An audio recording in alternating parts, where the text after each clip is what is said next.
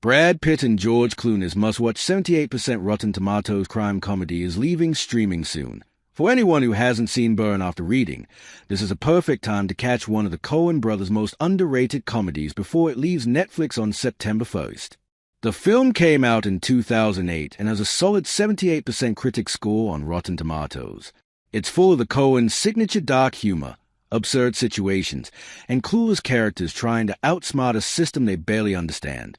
The film also features Ocean's fan favorites Brad Pitt and George Clooney sharing the screen again. 2024's Wolf was also heavily hyped for reuniting the duo, but Burn After Reading quietly pulled it off years earlier, and in far more unhinged roles. The plot of Burn After Reading centers around a disc containing the memoirs of a retired CIA analyst, which ends up in the hands of two clueless gym employees. They think they've found a golden ticket and try to blackmail their way into easy money to help pay for plastic surgery.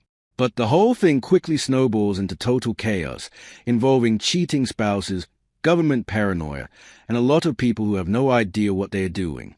The tone of the movie feels very reminiscent of The Nice Guys and The Gentlemen. Moreover, the cast is absolutely stacked. Apart from Pitt and Clooney, the film features heavy hitters like Frances McDormand, John Malkovich, Tilda Swinton, Richard Jenkins, J.K. Simmons, and more. Plus, the comedy scenes are absolute gold. Pitt's face right before he gets shot is one of the funniest deaths in any movie ever. Clooney showing off his creepy homemade sex chair like it's a proud science fair project is pure nightmare fuel in the funniest way possible.